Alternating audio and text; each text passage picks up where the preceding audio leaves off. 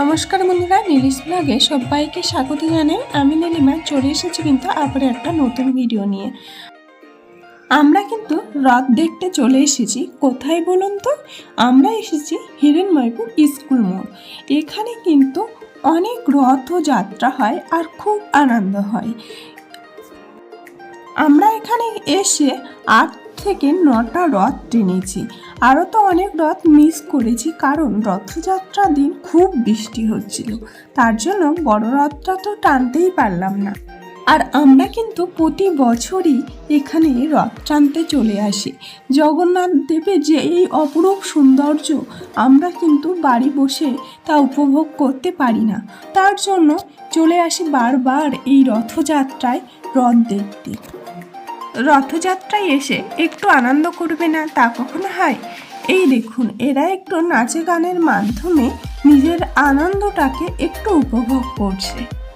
তোমরা হয়তো ভাবছো যে রথযাত্রা হচ্ছে আর এই অল্প লোক কেন?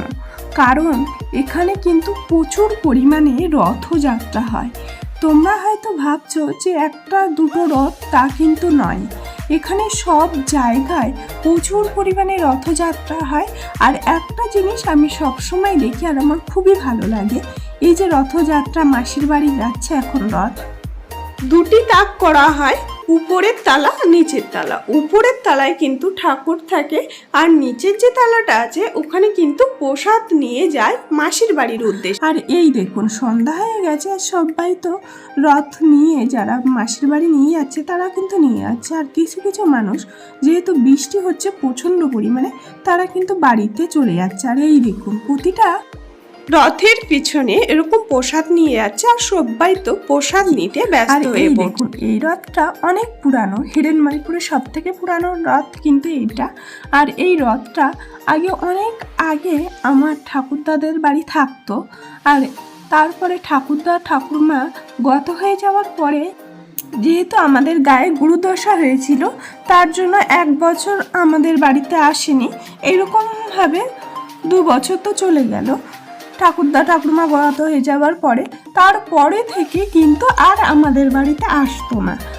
এবছর কিন্তু আবার কিন্তু নতুন করে আমাদের বাড়িতে এসছে, আমরা তো খুব খুশি।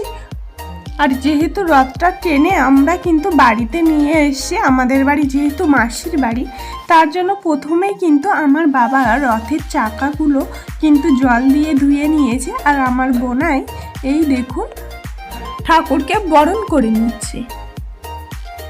সুন্দর এই পৃথিবীতে দেখুন, বাঙালির 12 মাসে 13 পার্বণ, আর তার সঙ্গে এই যে অনুষ্ঠান, এই যে অপরূপ সৌন্দর্য, এই রথযাত্রা আমরা কিন্তু উপভোগ করতে পেরে খুবই আনন্দিত।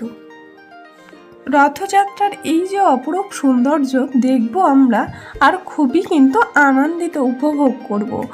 আবারও কিন্তু আমরা গত বছর এই দিনটার জন্য অপেক্ষা করব, যে কবে আবার আসবে আমাদের সেই রথযাত্রা, আর আমরা কিন্তু রথযাত্রার দিনটাকে উপভোগ করতে পারব। বন্ধুরা, ভিডিওটি আর বেশি বড় করব না, এখানেই শেষ করছি। ভিডিওটি কেমন হয়েছে অবশ্যই জানাতে ভুলবেন না। আর আমার চ্যানেলে যদি কোনো নতুন বন্ধু হয়ে থাকেন, তাহলে চ্যানেলটিকে সাবস্ক্রাইব করে পাশে থাকা বেল আইকনটি অবশ্যই প্রেস করে দেবেন। দেখা হচ্ছে আবারও অন্য কোনো ভিডিওয়। ততক্ষণ সবাই ভালো থাকবেন, সুস্থ থাকবেন।